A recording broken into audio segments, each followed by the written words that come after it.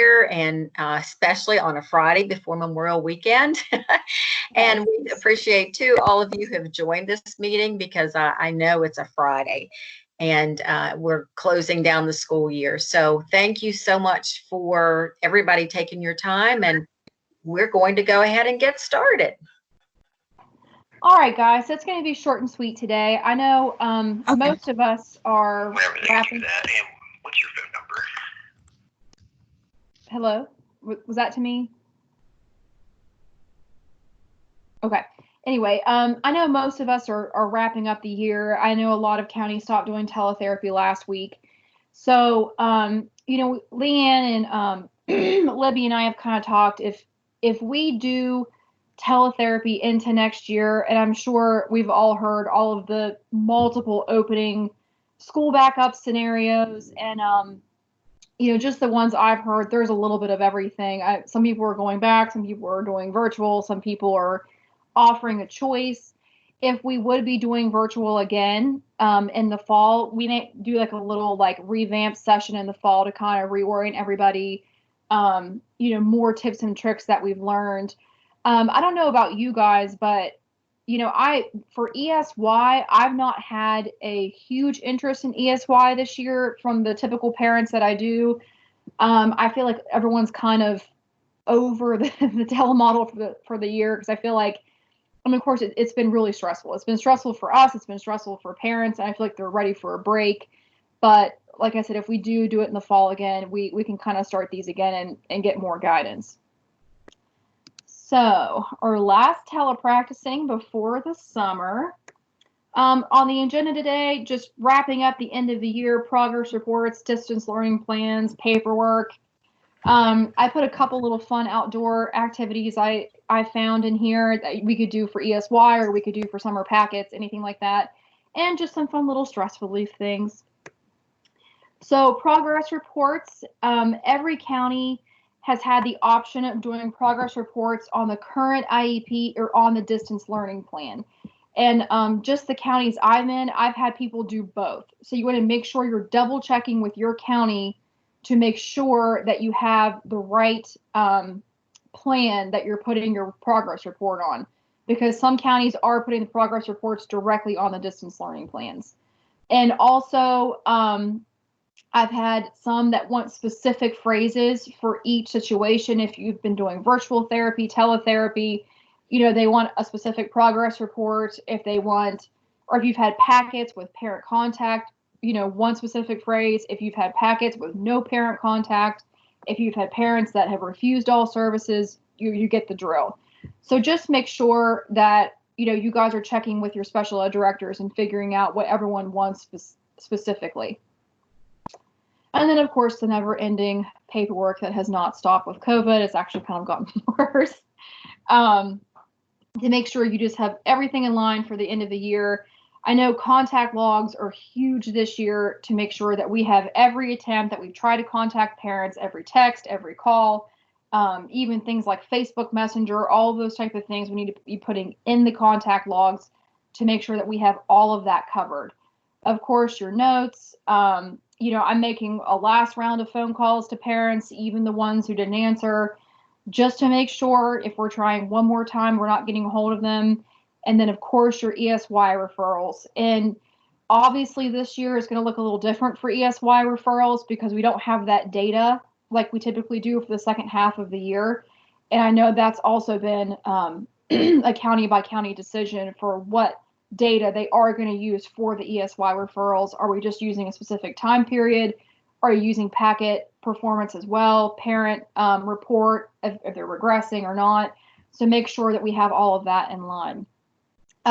Just out of curiosity, you guys can just put in the chat, have you guys had a lot of parents interested in ESY? I'm just kind of curious, because I have not, and I've kind of heard a lot of therapists say they haven't had hardly anyone interested in ESY, but I was kind of curious what you guys had. Okay, Darlene, no. Yeah, less than usual. So, you know, of course, we always have those few diehard parents that, you know, no matter what happens, they are getting ESY and they will do it. But, you know, I've seen even a couple of my, like, you know, really, you know, on top of it, parents are even saying no to the virtual ESY. Okay. Okay, so here's just some fun outdoor activities I saw that, you know, I'm probably going to add to some of my summer packets. I don't know how your all's counties are doing it, but for summer packets, I'm just asking parents if they want things to do over the summer. And if they do, I'll send them packets. If they don't, you know, have a great summer. But I have found that, you know, one good thing from this is I think some parents have really liked having the activities. They've liked having the packets, and they do want them for summer, you know, for rainy days or anything that they can do these activities that are more enriching and working on their goals instead of just kind of, you know, playing on an iPad or doing TV or something like that. So some things that I've kind of suggested to parents are like the little, are they offering ESYs to all students IEPs? We usually don't have very many that qualify.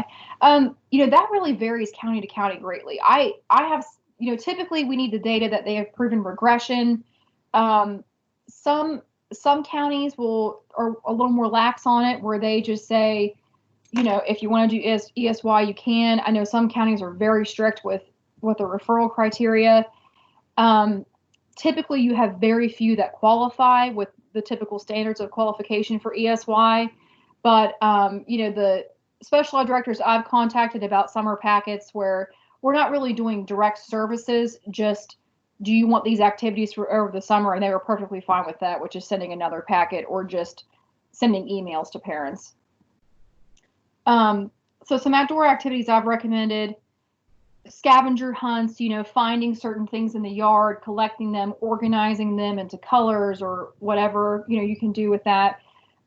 Making letters with sticks. I've done this with a couple kids now that, you know, instead of like the typical letter builders we have at school, finding sticks that are the same shape and building those letters to kind of get those pre-writing activities. Of course, bubbles. We know you can never have too many bubbles or too many activities with bubbles. And then, of course, being OTs and PTs, we have the tried and true balloon volleyball that works on so many skills across all age ranges, nursing homes, you know, birth of 3, schools, you name it, balloon volleyball will work.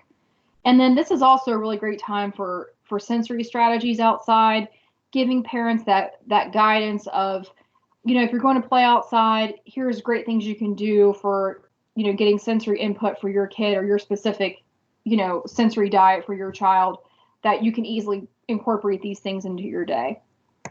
I don't know how you guys feel about noodles, but I love noodles, and I think they're the most versatile things ever for therapy. And there was like a running joke in Tucker County because we had a little girl get a stander, and the woman who brought the stander brought noodles because she was like, I know you therapists all use these noodles for positioning and things like that, and they are really great for that.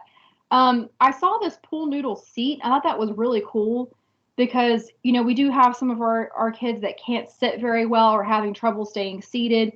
I thought this is a great little thing parents can do where it kind of gives those kids that extra input to stay seated, to stay in their chair, to not wiggle around. That's also very cheap, and, you know, anyone could do it. But some things I do with noodles: giant chopsticks, like picking up balls and stuff, hockey, of course, you know, balance activities, balance beam. There's tons of things you can do if you cut them up into small pieces. Like you can use them almost like a Pac-Man if you cut like a little wedge out of them, or they can use those to pick things up for grip strength and everything. You can use toothpicks and make sculptures out of them, putting rubber bands on them, cutting them into rings, putting them in a small pool and fishing them out with sticks. You know, I've seen some teachers use them by like, with the ones with a hole in the middle, they'll cut them into rings, and they cut like a little slice out of the back. And then you can write letters on each ring, and they can spell words by like hooking them on the side of like a tub or something, which is really cool. You know, cutting them into rings and tying rope between trees and kind of making racetracks with them. You know, making big beads where they can thread them on ropes. Of course, I mean, there's just a million things you can do. They love jousting with them. But you got to be careful with siblings that they don't hit each other in the face and everything. But they are really fun things. If you make targets with them, they can joust with like the targets. Like I said, they're just infinite possibilities with pool noodles. Puffy paint sidewalk chalk. I saw this recipe. I thought it was really cool. It's just like flour, water, dish soap, and you can even use leftover sidewalk chalk that's like too small to hold and mix it in those bottles to use it up. Really cool for working on pre-writing, writing, grip strength, the works like we typically do when we're in school. They have said to wash it off wet if you can, but you can also put this on I would probably cut up plastic like a trash bag or something that they could write on the trash bag and then you could just throw it away and not worry about it staying on the sidewalk.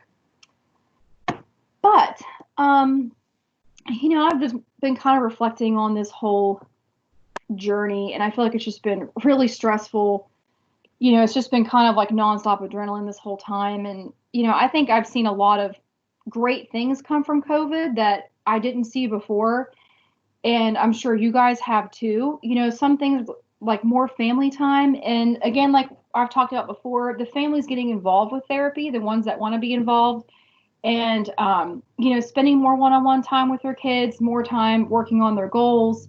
I feel like we have gotten some carryover with some of our kids. Just slowing down and, taking some time to reflect on everything. What did you say, Vivian? Oh, yeah. Kind of pull noodles, string them, sequence, ABCs. Yeah, perfect. Or even making patterns. If you could use the colors of noodles, you could put shapes on them and make patterns. Really, like I said, I think pool noodles are there's infinite possibilities for them, and they're so cheap, and kids love them, and they usually don't get hurt on them. I won't say they never do, because we know that one time you say that, the kid will get hurt on them, but, and I have seen a huge respect for teachers, therapists, people who work in the schools. I feel like, now that parents are having to be all those people wrapped into one, they really are realizing what we do every day, how much we care, how much time and energy and love we put into their kids. And I feel like the people that I saw that were, especially during the teachers' strike, that were the, school employees or glorified babysitter people, I haven't seen any of that during this time. In fact, most of the things I've seen are just like, how do these people do all of this work every day? I appreciate them so much.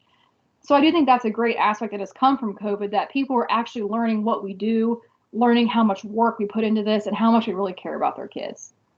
I've seen a lot more kids going in nature and wanting to move. I feel like parents are getting off of tablets, off of TVs, and saying, we need to go outside, we need to move around. And just some general things I thought I would bring to light that have happened since COVID is the earth is healing.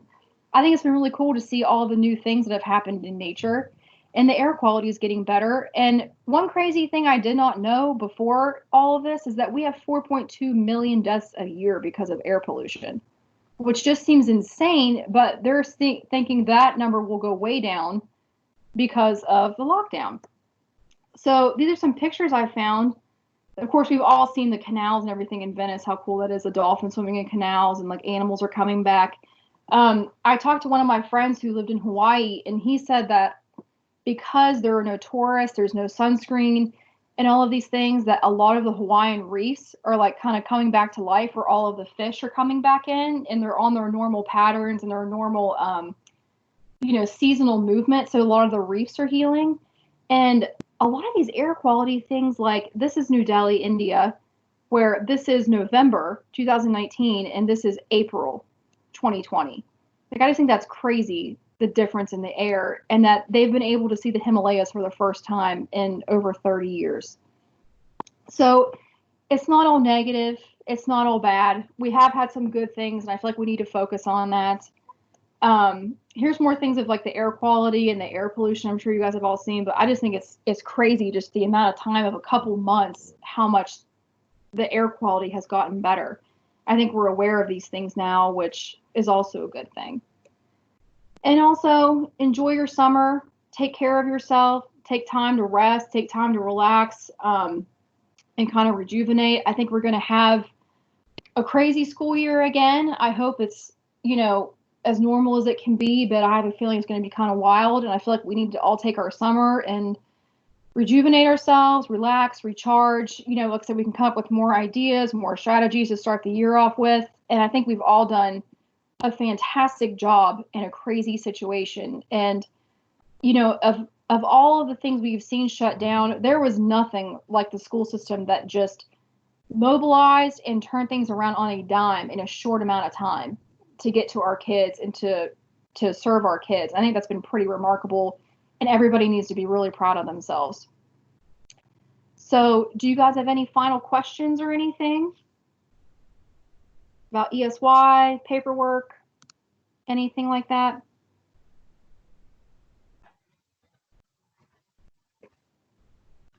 How inspirational, Annie.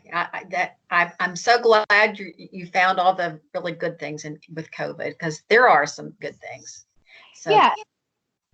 And like I said, I figured everybody today would be ready for Memorial Weekend and, ready to go. So I thought, we'll make this one kind of light and short, because, everybody just kind of needs a little break from paperwork and all that we've done. But I mean, truly, the stuff I've seen from therapists, from teachers, from the school system, it's just been amazing. I mean, think of what we've done in a couple months, where we have completely changed practice models, learned entirely new things, and we still made progress. And these people, I've had kids that have actually made progress through all of this. And I think if, something happens that this is going to happen in the fall, or we have another closure, or we have, weird school openings, we're going to be ready for it. We'll develop more strategies. We'll be even more prepared for it. But like I said, pat yourself on the back, because everybody's done a great job at this with a really, really, really tough situation.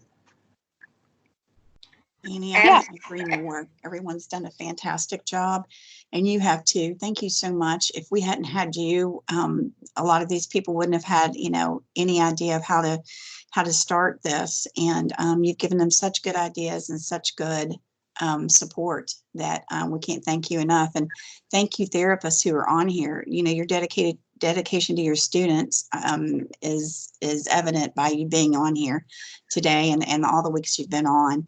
I just want to mention very quickly that we will have our Teams group active over the summer. If we find resources and that kind of thing that will be helpful, we'll add them. If you find things that you think would be helpful for everyone else, please add them to our Teams group. You're more than welcome to do that, or send them to Libby or I, and we'll be glad to add those as well.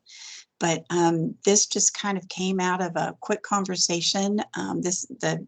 The beginnings of these sessions came out of a quick conversation, and I'm just so thankful it took place, because I've really learned a lot myself, and I'm thankful for the support everyone's given. So have a wonderful summer.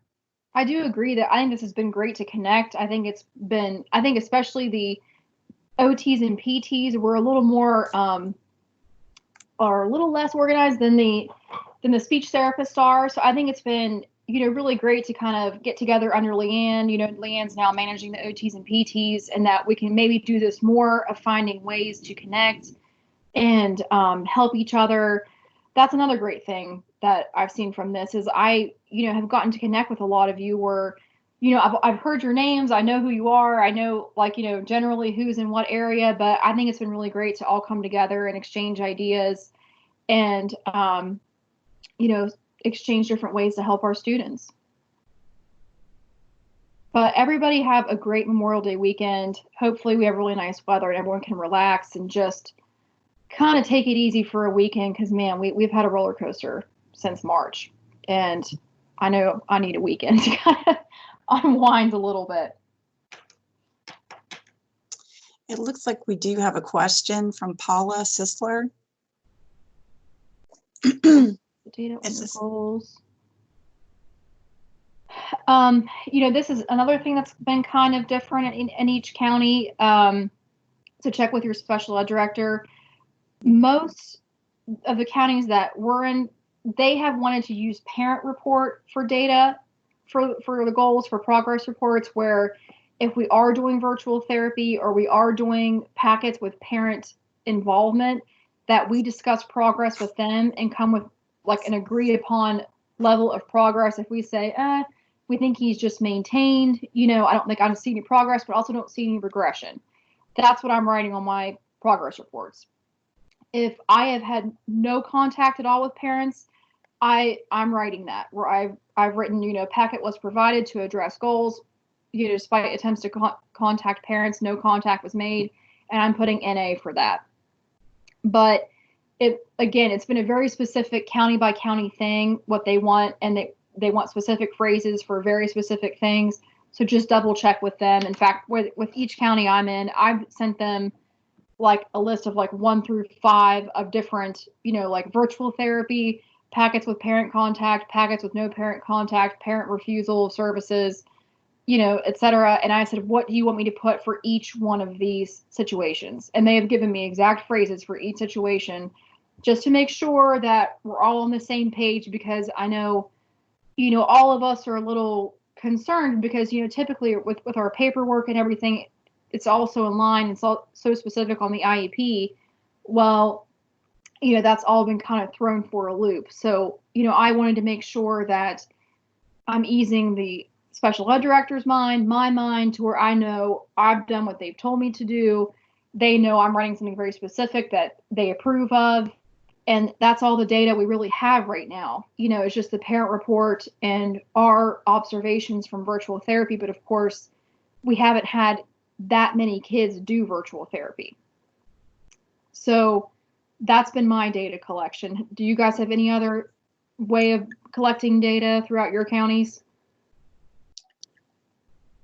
Leanne, do you have anything to comment on that? I would just say that we have a weekly drop-in meeting with special ed directors on Thursdays. And yesterday, Michael Knighton discussed some changes to the online IEP that allow you to make comments about not being able to achieve all the goals and that kind of thing because of the COVID-19 pandemic. So you might want to check with your special education director one more time and see if they've sent you any information about that. Yes. Yeah, there is I'm sorry, I forgot about that. There is the see comments drop down on the drop down box now, where you can just put see comments and make a unique progress report. Okay, I know we're asked to look into programs or apps that could help with data collection.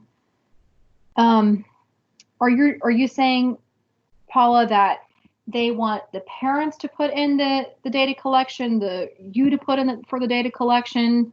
Are these for kids that are doing virtual therapy? Because I've just been using my notes like I would typically. Most of it is looking into the future because they don't want us to put no progress due to COVID-19. They want data collection in some way. That's why I was trying to find apps or programs, because not all parents send you the pictures and things like that. So like I found an app that would work for handwriting, but it's only on the app, the technology that child's using. It doesn't share the information. So we're just trying to find other avenues, because that COVID-19 statement's not going to fly if we're still doing this months on end. Yeah. Yeah, like I said, the ones that I have data on, I've been putting that in there. So if I have any forms of data like notes, parent report, or anything, or just things I've seen on our virtual sessions, I'm definitely putting that in there. But for the people that I've had zero contact with, I don't know what you would even do even with an app, because you're not going to have any of that information, to create a progress report. That's what I was thinking. So I just didn't know if somebody here had found something. I didn't want to waste time trying to figure something out if somebody already had something. No, I've not come across that yet with like the collection apps or anything. Mainly they've just been saying, keep track of everything, keep your contact logs, and then talk to your parent and come up with an agreed upon statement. Yes, like I said, they've maintained their progress, they've regressed, that we think they've progressed in this one specific goal. That's all I've done so far. But I'm sure if this continues on into the fall, we're going to have to get a little more organized probably, and come up with some some more systems to really do this efficiently. Yeah, that's what we've been trying to do right now, just anticipating that instead of come August, we've got to scramble again. Yeah. And I know with our company, we have the online documentation software, which has helped because, that's just how we collect our data and we have it all right there. But yeah, I'm trying to think here ways we do that. That's something we're going to think about over the summer and see what we can figure out. And again, some counties want you to put your progress reports directly on the distance learning plans so that we're saying, we're not commenting on this IEP because now we're following distance learning plans and here's what we've come up with via the distance learning plan. Annie, Okay, thanks. I just want to add one comment to the Department of Ed has a task force that is working on reentry plans, and those reentry plans should be available after June 8th. So as soon as they're released, I will be sure and share them with the group so you can have access to them. Now they're not going to be specific about details like that, but it'll give you some idea of what the plans are. And as you come up with things that you think need to be considered before reentry, far before August, if you'll shoot an email to me, I just put my email address in the chat box. That would be helpful. If you need to have information about documentation apps, that kind of thing, just to make your job easier, I'd appreciate to know about it. Okay. Any ideas for assessments via telehealth? This is something that we've been kind of tossing around the past couple of days because I think this is going to be a huge hurdle in the fall because we've not been doing a lot of these referrals. A lot of the new birth to 3 referrals, or the kids coming in from birth to 3, the new kids that would be referred for services. Obviously, we have not been able to do those assessments. So I'm sure we're going to have to figure out something for assessments. So again, those are ideas that I'm sure as time goes on and we look at more regulations about what they're going to allow with assessments via telehealth, et cetera, we'll know more. But we're probably going to have to get pretty creative with that and come up with some specific strategies and specific assessments that will work over telehealth. I don't know. Leanne, it's probably a better question for you, but I'm sure no one knows right now. It may be something like we may have a clean room in the board office or something that we have one day a week that, kids come in one at a time and we do assessments. I don't know. I really don't know what that's going to look like in the fall. We're trying to figure out that piece right now because we're responsible for child find, even though schools are closed. So that's going to be a big issue for us. And I know I think it's I read some of the OT regulations, and like if you're a CODA, you have to have the supervising OT there with you when you do your initial assessment. So those are all things we need to take in consideration, and we're trying to do that. Yeah, and I've thought of that as well because I know when I've talked to the OT board, they're considering, and the PT board, telesupervision, direct supervision now. So I don't know if you could, have one OT supervising a CODA and they, almost are like guiding them through the evaluation and the assessments via telehealth. I don't know. I think it's just going to be, we'll have to kind of wait and see how that all shakes out. And yeah, Debbie, there are some great Facebook groups. I think I've joined like 6 or 7. And there's more and more that pop up every day with great ideas and a lot of support.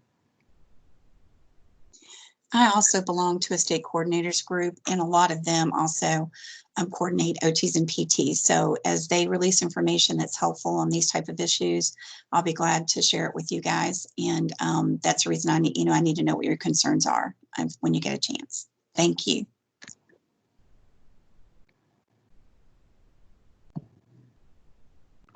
All right, guys, anything else? Well, if we have no more questions, again, enjoy your weekend, enjoy your summer, and I'm sure we will be in contact soon. Thanks so much, Annie. Thanks, everyone. Have a great weekend and a great summer. All right. Bye, guys.